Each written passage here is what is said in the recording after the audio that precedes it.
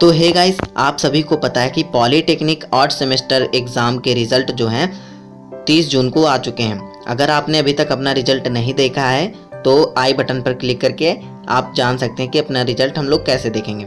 तो दोस्तों, उस रिज़ल्ट में कुछ बच्चों का हो सकता है कि बैक लग गई हो किसी न किसी विषय में, तो उस बैक पेपर पे उन्हें विश्वास नहीं हो रहा कि हमारी बैक पेपर कैसे लग गई है।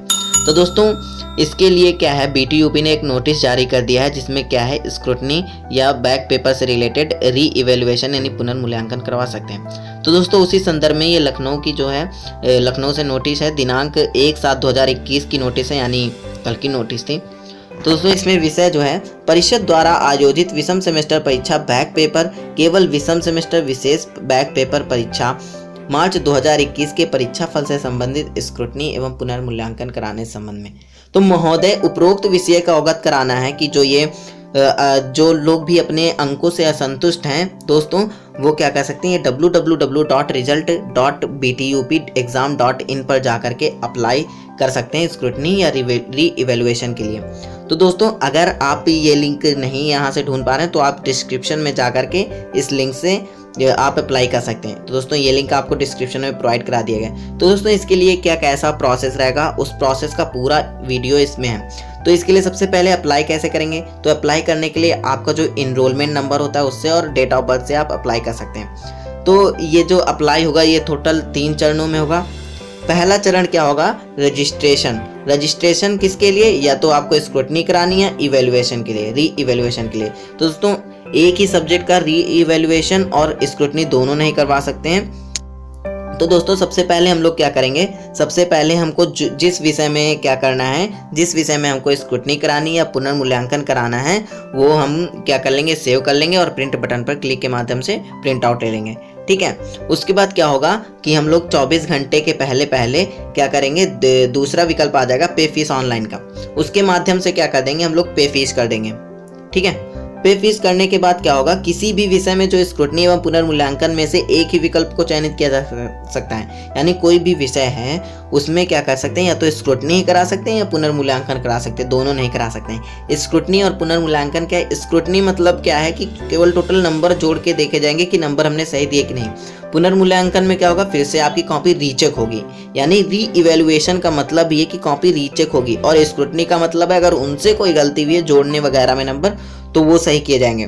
तो दोस्तों, पहला ये चरण था कि रजिस्ट्रेशन स्क्रूटनी। अब उसके बाद जो हमारा नेक्स्ट चरण होगा वो क्या होगा, पे फीस ऑनलाइन। ऑनलाइन पे फीस कैसे करेंगे, अगर स्क्रूटनी है, स्क्रूटनी करवा रहे हैं आप, तो 60 रुपये पर विषय के पड़ेंगे, यानी प्रति विषय जो होगा 60 रुपये पड़ेगा। और अगर आपको पुनर्मूल्यांकन यानी री इवेल्युएशन करवाना है तो आपको 500 रुपये पर सब्जेक्ट पड़ेंगे। आप समझ रहे होंगे सब्जेक्ट से 500 रुपये सब पर सब्जेक्ट पढ़ने का मतलब है कि री इवेल्युएशन होगा, यानी आपकी कॉपी ढूंढी जाएगी, उसके बाद फिर से चेक की जाएगी, आपका देखा जाएगा क्या सही है क्या गलत, एकदम 3 टीचरों से चेक होती कॉपी। तो पे फीस ऑनलाइन का विकल्प क्या करेंगे, देख सकते हैं, उसमें टर्म्स एंड क्वालिटी भी, टर्म्स एंड कंडीशन भी देख लेंगे। ठीक है, क्योंकि टर्म एंड कंडीशन पढ़ना जरूरी है।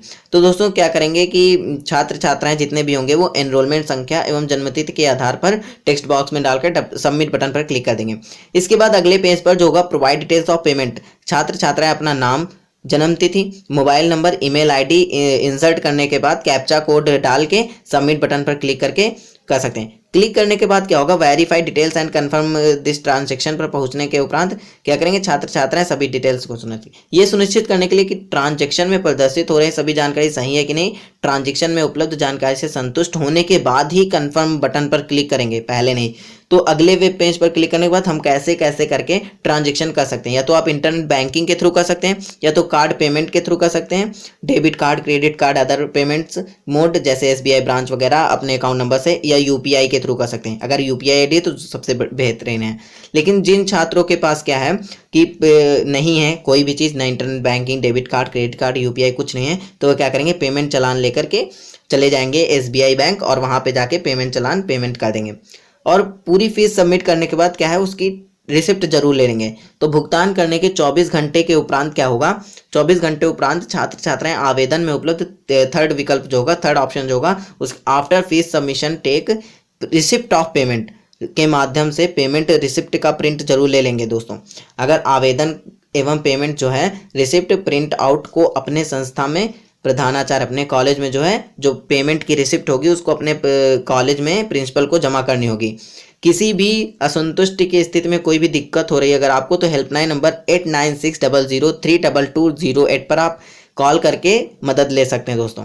अगर कोई भी ऑनलाइन पेमेंट में क्या है सुविधा नहीं है, कोई मतलब दिक्कत हो रही है आपको, तो उसके लिए केवल बैंक जिम्मेदार होगा, बीटी यूपी नहीं जिम्मेदार होगा। ये साफ साफ उन्होंने कह दिया।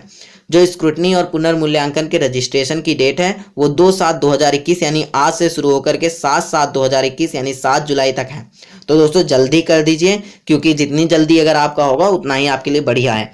और 9 तारीख तक क्या है आप पेमेंट की रिसिप्ट प्राप्त कर सकते हैं, क्योंकि 24-48 घंटे यानी 9 तारीख तक आप क्या करें पेमेंट की रिसिप्ट आराम से ले सकते हैं।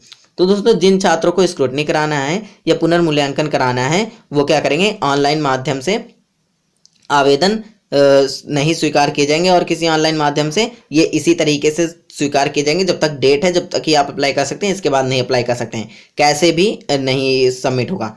जब तक डेट है जब तक ही आप सबमिट कर सकते हैं। तो दोस्तों किसी भी दिक्कत के लिए अगर आपके स्क्रूटनी में फॉर्म भरने में कोई भी प्रॉब्लम हो जाती है तो उसके लिए छात्र छात्राएं ही जिम्मेदार होंगे, बीटी यूपी जिम्मेदार नहीं होगा। इसके लिए सुनील कुमार सोनकर जो बीटी यूपी सचिव हैं उन्होंने उनके यहाँ पे साइन है, उन्होंने बताया है कि ये जो है डिटेल दी गई है बीटी यूपी के द्वारा। तो दोस्तों ये थी पूरी डिटेल। अगर आपको इसको प्रैक्टिकली देखना है तो हम किसी ना किसी स्टूडेंट का एक बार आपको करके ज़रूर दिखाएंगे कि हम फॉर्म कैसे भरेंगे। तो मिलते हैं नेक्स्ट वीडियो में, जब तक के लिए